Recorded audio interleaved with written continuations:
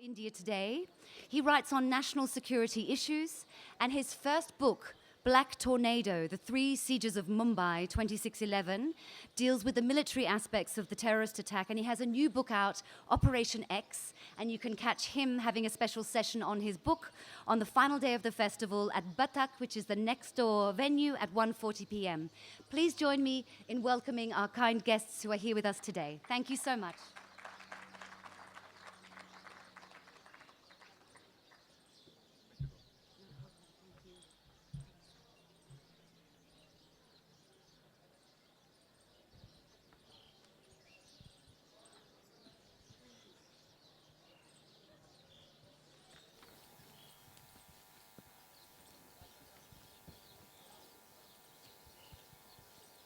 Good afternoon, ladies and gentlemen. I have with me here a very distinguished panel, Lieutenant General Raj Shukla, who was former commandant of the Army War College and is now commanding a corps, as we say in the media circles, somewhere on the western sector. I can't tell you where it is. And of course, Major General Randhir Sinh, 1971 war veteran. And the reason that we are here today is to talk about his book, A Talent for War, which is the military biography of General Sagat Singh. When Napoleon Bonaparte was criticized many years, centuries ago, for being lucky rather than a true talented general, what he said, he's supposed to have said was, "I'd rather have lucky generals than good ones." General Eisenhower said the same thing a century later, that I'd rather have lucky generals than good ones. And I see where they're coming from, because war is an unfortunate business. And when it actually breaks out, every country rather have the best man, the luckiest man at the right time, at the right place. And General Sagat Singh is one such military leader who's been the right man at the right place at the right time. If you look at his career record, it's an incredible sweep of military history from the 60s to the 70s. 1961, the liberation of Goa. The next time you visit Goa, you can thank him for liberating that state. Then you have him in 1967, standing up against the Chinese at Nathula. That was a subject of a war movie made last year by J.P. Datta Paltan. And then finally, you have him looming large over General Niazi on the 16th of December, 1971. If you remember that photograph, there's a reason why General Sagat Singh is there. That's because he led that lightning campaign into Bangladesh when he was the 4 Corps commander. And incidentally, his name Sagat means swift.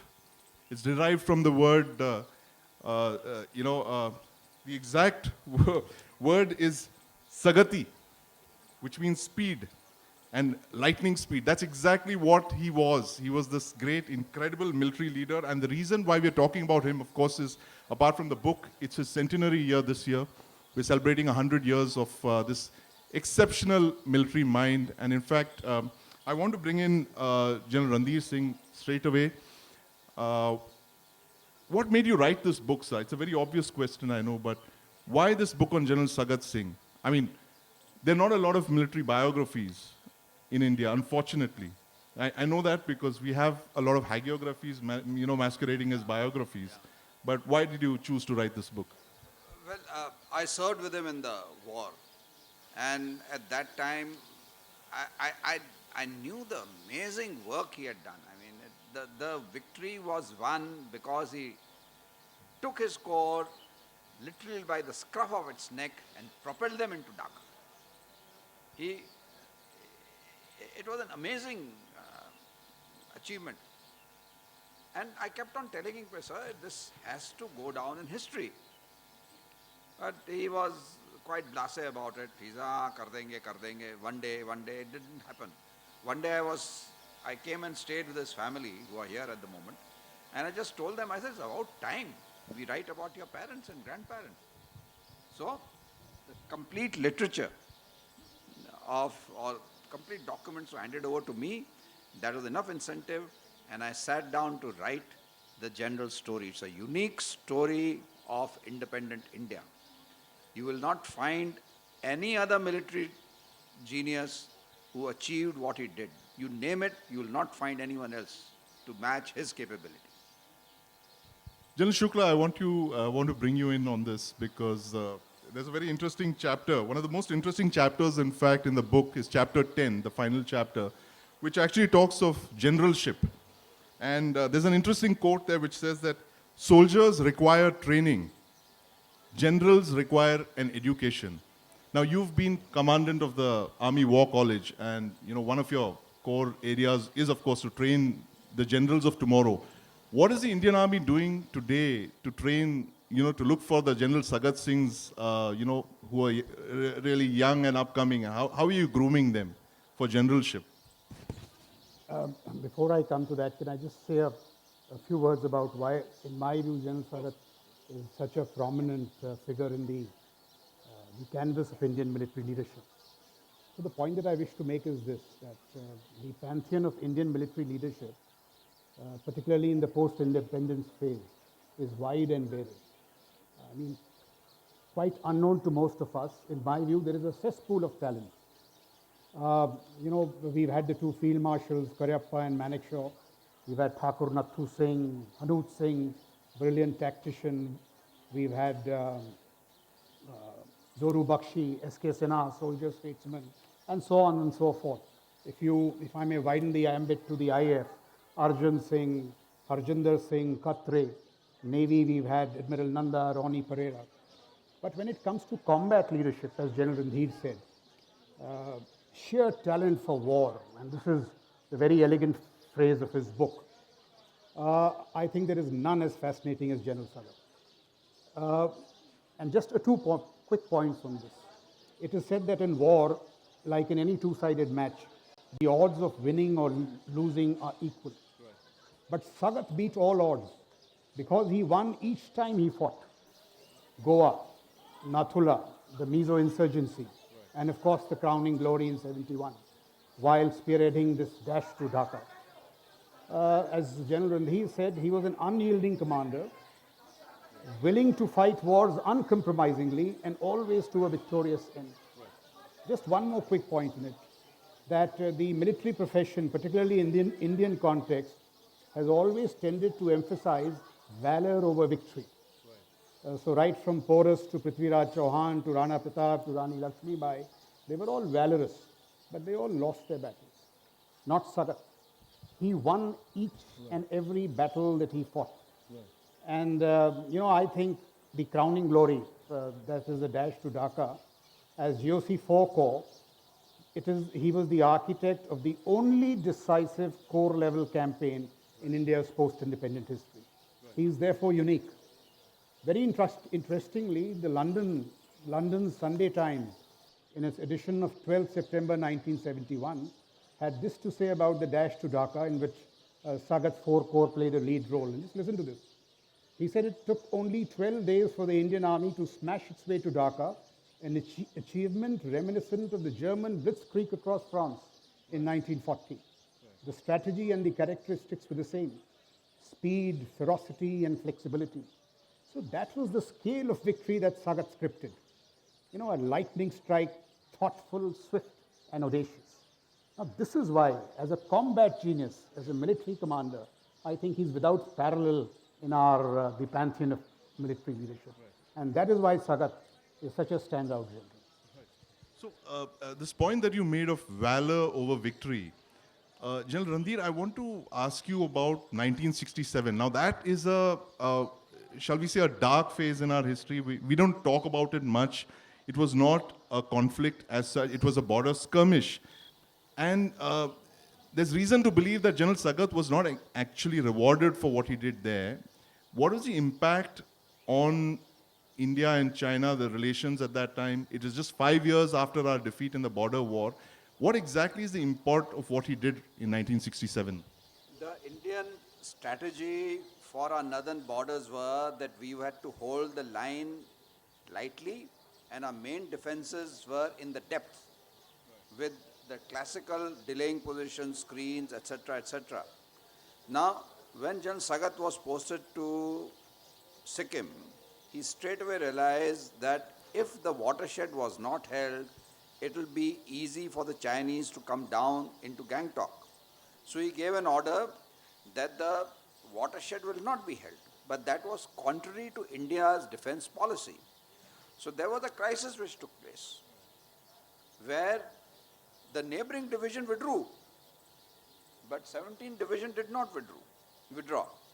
The result was that while we continued to hold Nathula, we lost Jalapla that time. Jalapla is not held with the Indian Army. The flanks are held, but Jalapla by itself is not held. Sagat held on. He displeased his superiors that time.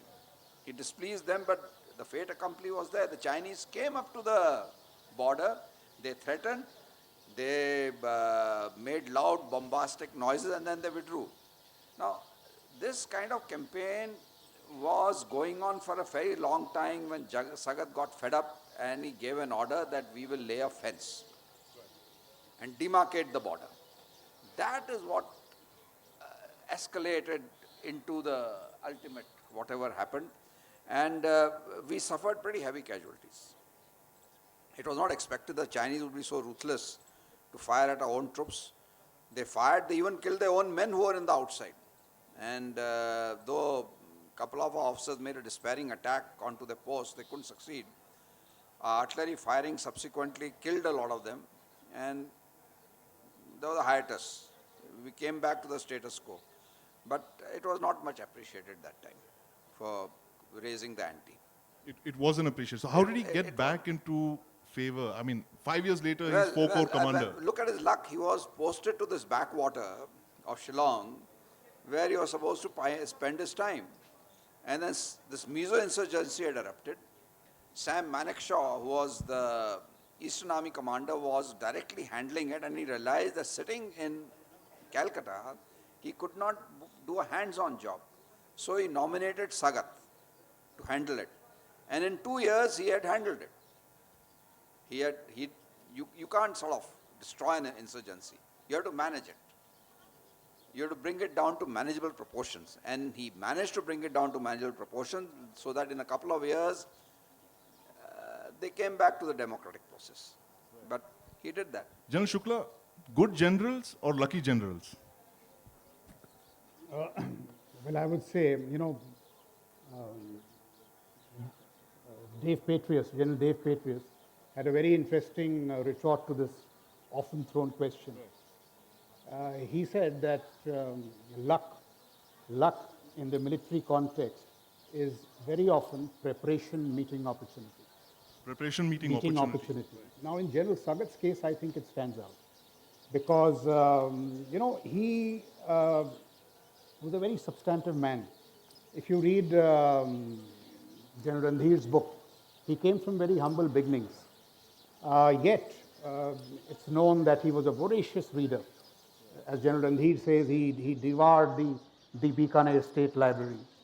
Very early in his career, he does the staff college at 2 places, Haifa and Quetta, through sheer merit. Through his career, he was an avid reader of professional journals, never hesitating to convert as of yet emerging concepts into extant reality. There's this famous example of him introducing heliborne operations into 71, when as of yet the concept was not even discussed in our professional training institution. He picked out the concept from the American Infantry magazine, dog-eared it, as General Randhir says, and got Chandan Singh to execute it in the heat of the battle. So he was, and most significantly, by doing so, I think he was the first Indian generals who added the aerial flank to what was in those days predominantly land combat, and adding to the dash to Dhaka a very vital aerial component, which enabled him to cross the Meghna. What is luck? Let's see. In Goa, he was ordered to lead the subsidiary thrust. But he so engineered events, he grabbed these lurking opportunities to make it the battle principle, the principal winning one. In 71, 4 Corps was not tasked to capture Dhaka. In fact, there is a time in the book that General Randhir writes, he's told categorically by General Arora that you will not cross the Meghna. And his answer is very interesting. He said, sir, Corps commanders are meant to exploit opportunity, and I see an opportunity before me. I'm going to give you Meghna and beyond, that is Dhaka. Okay. So this is what he did.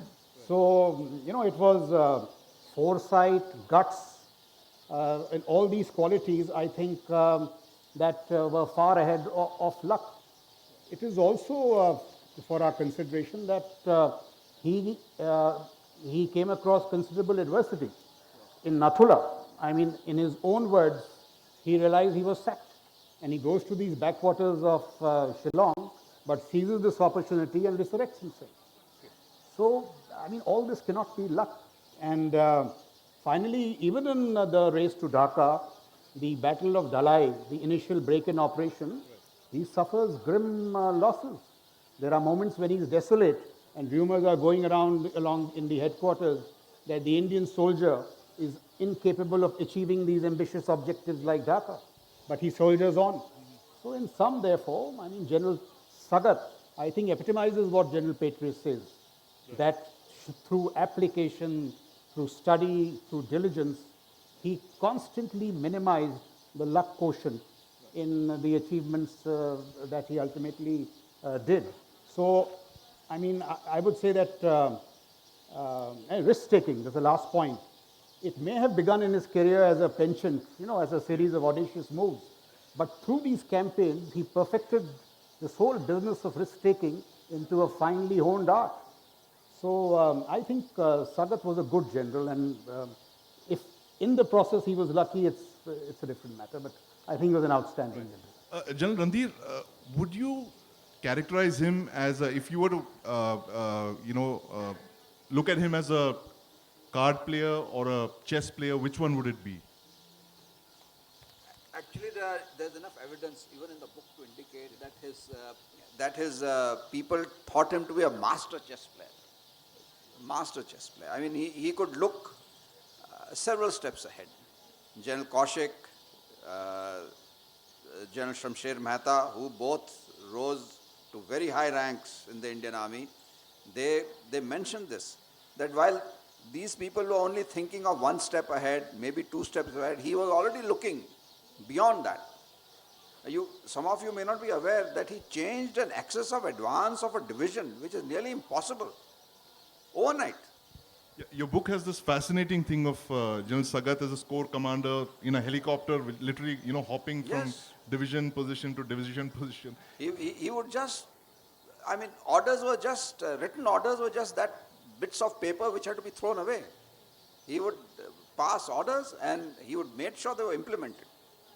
And his officers and men were so imbued with his ideas that they took fantastic risks. You see the way 4 Guards, 4-5 GR, so many other battalions took chances. I don't know whether it would have been possible in any other formation or corps or whatever it is. So he was constantly thinking out of the box. He would think out of the box. He would think beyond, much beyond. As a matter of fact, before the war started, if you remember, Brigadier Sukhwant Singh was in the MO Directorate. He came to meet him. And at that stage only he was thinking of Dhaka. Now, the race to Dhaka is a very interesting, a very debatable point.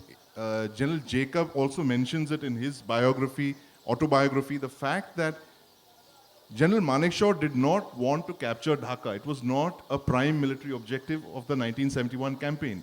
Whereas it was actually an objective for the chief staff, for the staff officer, General Jacob of Eastern Command, and of course the Director of Military Operations. And now, as you tell us in your book, that General Sagat also wanted to capture Dhaka. Is there an element to suggest that General Manekshaw, later Field Marshal Manekshaw, was a little cautious during the war? I mean, what was it that made him cautious? Okay, I'll explain this. General Manekshaw had a Director of Military Operations, a very renowned man himself, later on became a Lieutenant General, K.K. Singh.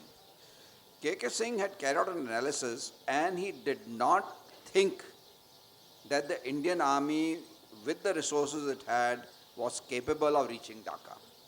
So, he planned on the other options, that maximum territory would be captured and that would form the nucleus of the new country of Bangladesh, and thereafter they will progress it further. As a matter of fact, Dhaka was to be captured from the west by General Raina, but that operation didn't go off too well. So General Sagat, with whatever he could improvise, he he went across. But the fact remains that Dhaka was not an objective given. And that created problems later on. It was not an objective given. Yeah. General Shukla, if Dhaka were not an objective, and God forbid if General Sagat hadn't achieved his objectives, then would we have been looking at a stalemate in the 1971 war? What's your reading? See, it is on this issue, you know, the objective here and what he did in Nathula, why General Sagat stands apart. He was a general who was, of course, who excelled in the tactical operational domain, but he also had a very fine understanding of the strategic frame. I'll tell you why I say that. See, in Nathula, what did he do? As General Randhir told us, the orders then were that while you were at the watershed, Nathula and Jalepla, it was the discretion of the divisional commander to fall back to the main defenses if it was taken. But General Sagat knew that the larger strategic good was not to leave the watershed.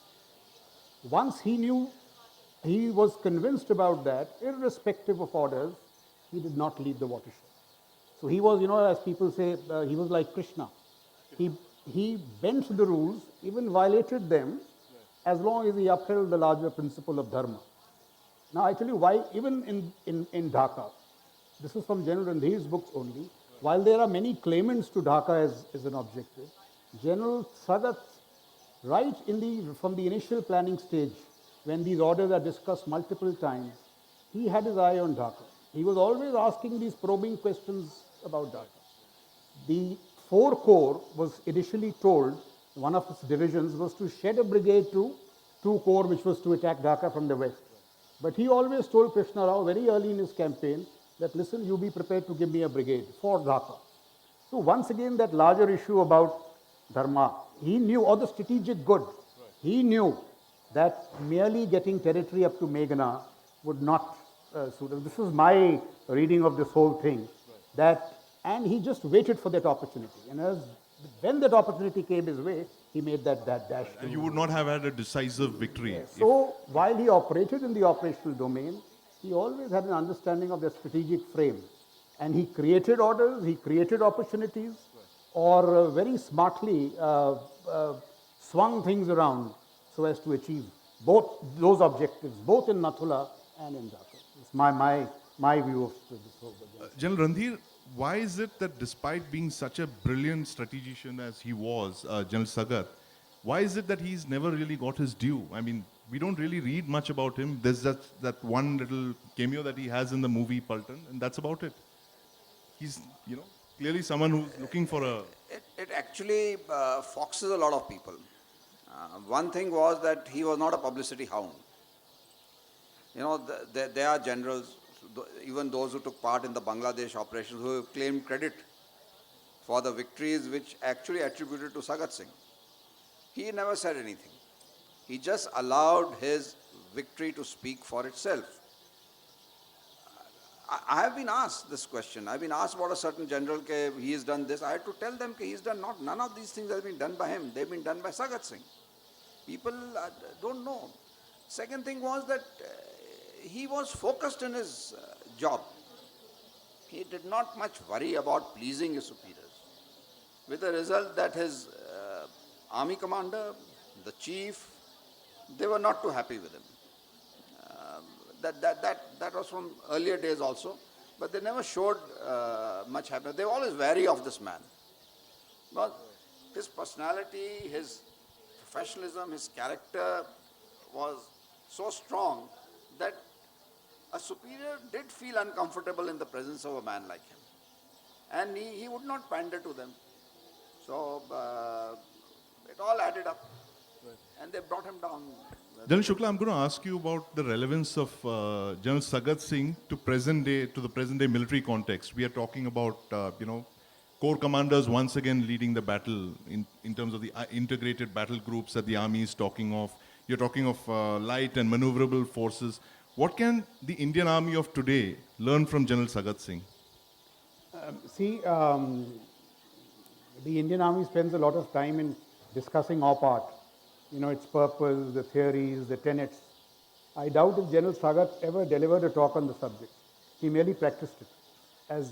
Very briefly, before I get to the current thing, just to once again highlight this, General V.K. Singh, Major General V.K. Singh, in his book Leadership in the Army, compares General Sagat with the famous George Patton.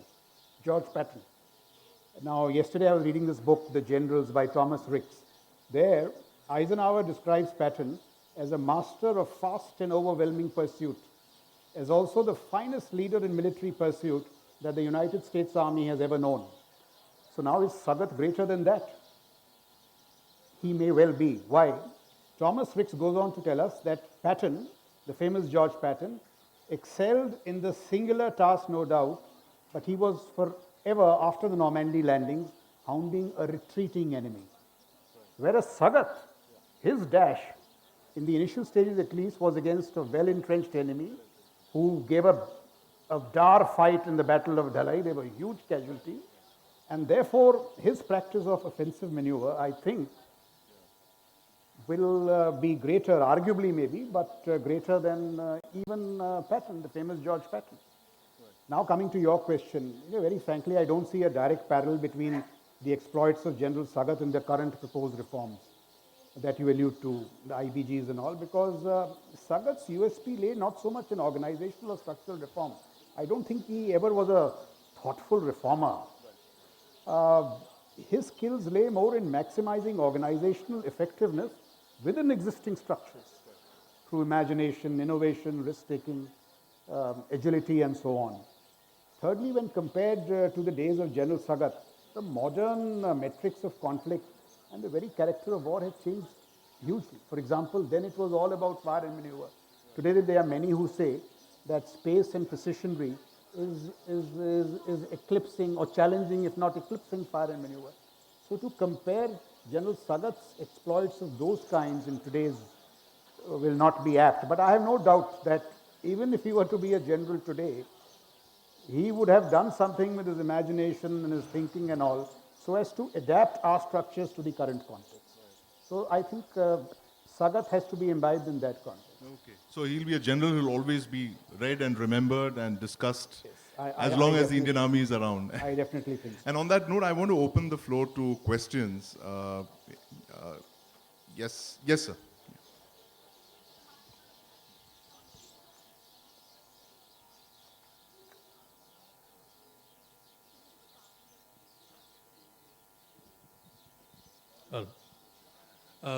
Good afternoon to the panelists. Good afternoon, sir. Ladies and gentlemen, before I ask my question in particular, a big roar and a loud applause to the work being done by the Indian Army. Please give them a big applause.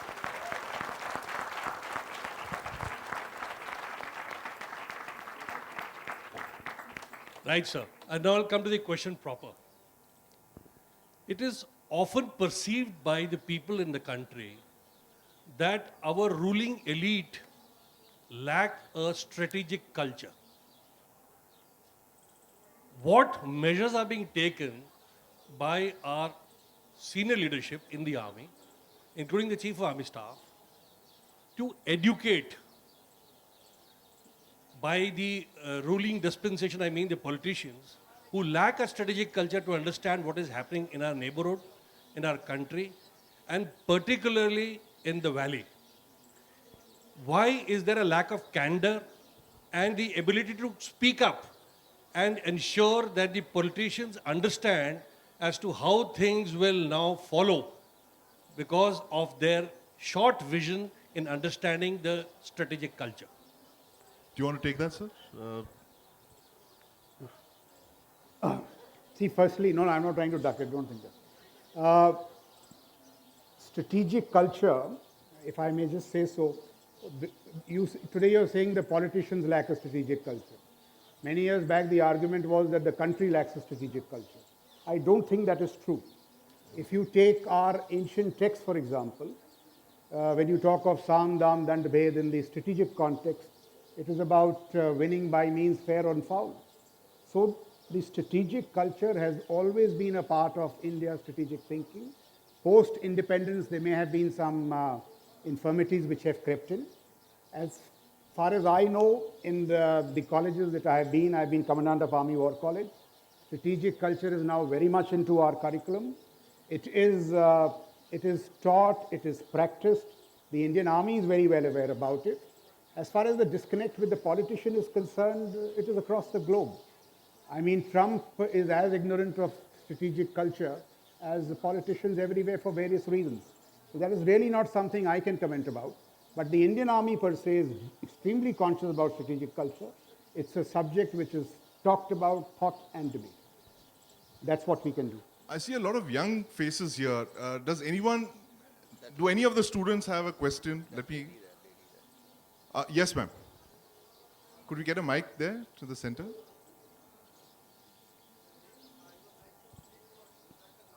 Yes, yes, yes. Yes, ma'am. Go ahead.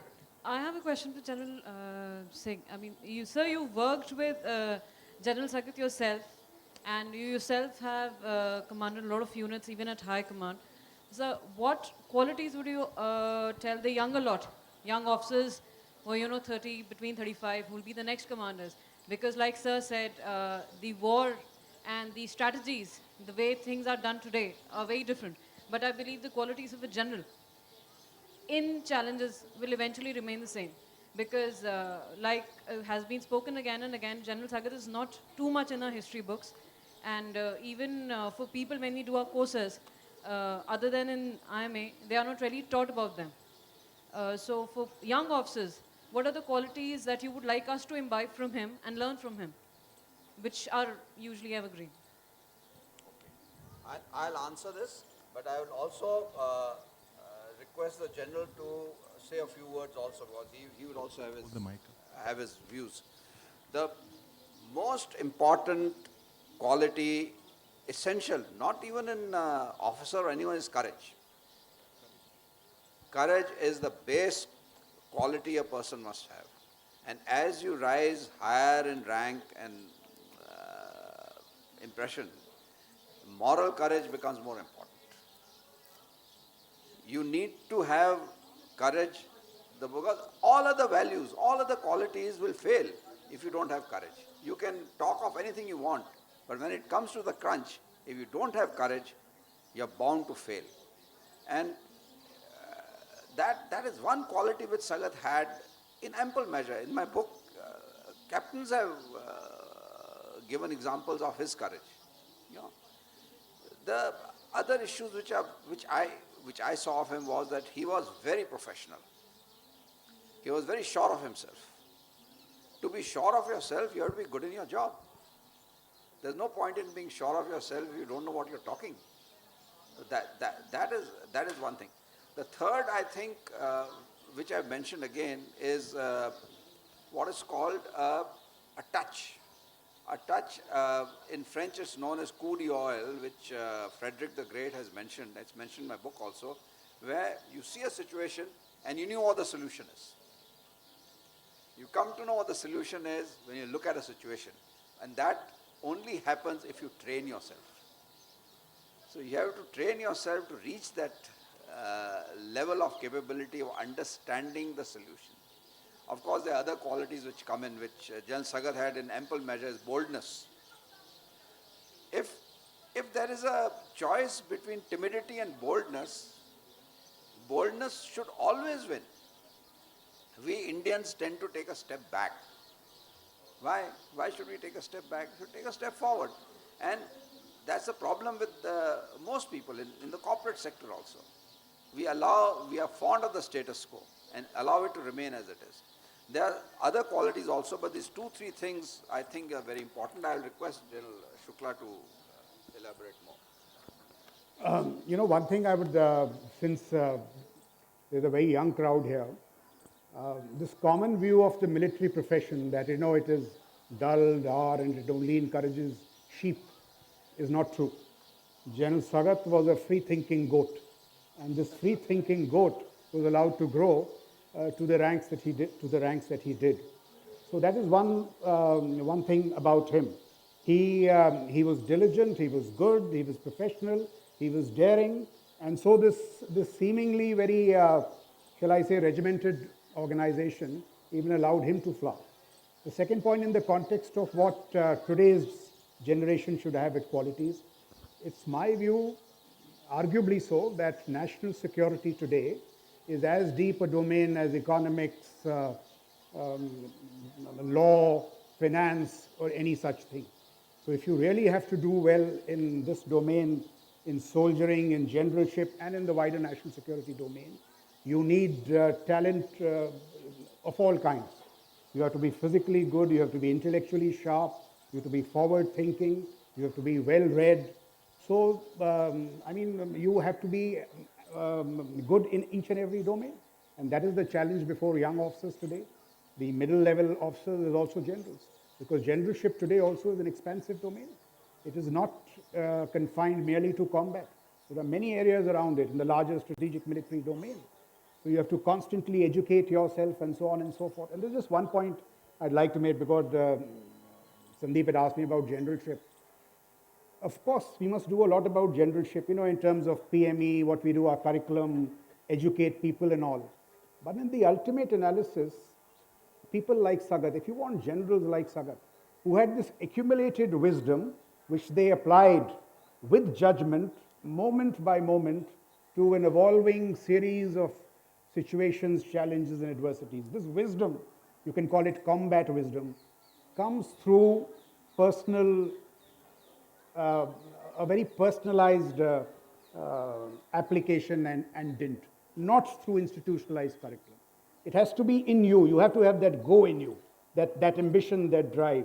If you do it, it is very likely that the institution will mentor you. And if the two happen together, then you will have generals of Sagat's caliber. So you had a question. Behind you.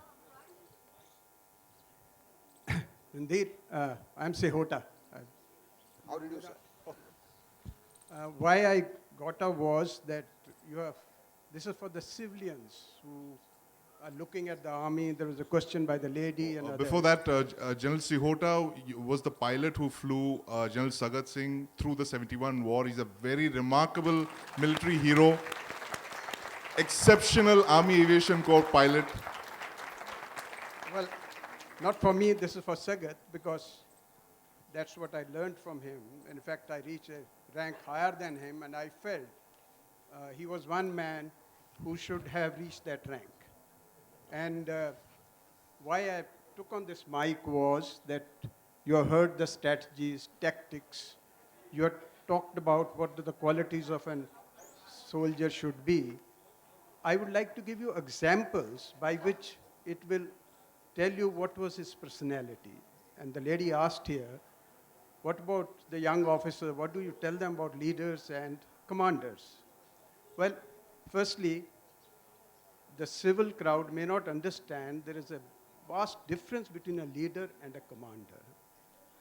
At a junior level, you become leaders when the people start following you without giving orders. At the senior rank, I will give you General Sagat's example, what a commander should be, and leader becomes a commander. The first time Randhir and I, we flew him, and this Dalai, which was Raj Shukla has mentioned, was a position which was not being captured after repeated attacks. What does the commander do there? We were standing on the airfield, and his literal orders were that if this is not captured by tomorrow, then the commander will not remain a commander. A situation where a commander has to exercise that. So you could be compassionate, you could be ruthless. Now, I'm giving you a story of a ruthless order, where next day we found the brigade commander was on a stretcher coming back because he himself led the attack. Now, that's what he wanted to achieve, because that was required to be achieved. On the other hand, his compassions. There was a place where we were waiting for one of the brigade commanders, Randhir and us. We were on a helipad, and the commander didn't come, this Tom Pandey. And so he was restless. We waited for a few hours, and he said, well, I got to get back. Why is he not coming? So I told him, I said, can we go and look for him? I will fly, because the firing was taking place. Mainavati was to be encircled. And we said, I can locate where he could be. So he said, but I'll come with you. I said, sir, not the co-commander, I'll do that. He said, no. Now, if I can take a risk, here was my commander as a co-commander to captain. He said, I'll go with you. When we went there, any case, to cut the story short, after he had met that brigade headquarters, we found him coming back because we were sitting there for the whole day. In his hand, but for these captains, bread and ham. That was his compassion for his soldiers. That's how you lead. One more thing, I've got millions of them to tell you, but there's no time, but I'll tell you one more. One day when we were to cross Meghna, he had given me rest because I had flown from 30th of November to 16th December, literally about 5-6 hours with him. That particular day, when it was mentioned that he was not allowed to go across Meghna, I was on rest, and at night he took a decision to violate that order and fly across Meghna on the heliborne operations. That's the only day I didn't fly with him, and we had flown, and very fine commanders from here. General Himalayas Singh was a commanding officer who was with me that day. We did a recce, our helicopter was shot, many things happened. And we came back after getting shot, and we were at Agartala airfield, and General Sagat I saw him standing there and ran off to him to boast about my sortie, to say, look at my helicopter, we got bullets, we were shot. So he looked at me, he said, son, oh, very good, well done. He said, come and see my helicopter. His helicopter had flown on the same place where I was shot. His helicopter was also shot, and we were safe, but his pilot was hurt. I think he almost missed his heart. And his helicopter was blood-soaked. And I think he had got a bullet through his hat. Right. Now, what I'm trying to tell you is, here was a commander who could take all those risks, more risks than the captains could take. So he was a commander who could be graded the best field commander in the Indian Army. And I think nobody can deny him that. The best field commander in the Indian Army. Let's give it a big hand. Thank you, General Sihota. Thank you very much, my panelists. Thank you, General Randhir. Thank you, General Shukla. Thank you very much. I hope this will give you an incentive to buy the book and look for it online, since we don't have copies. Thank you very much.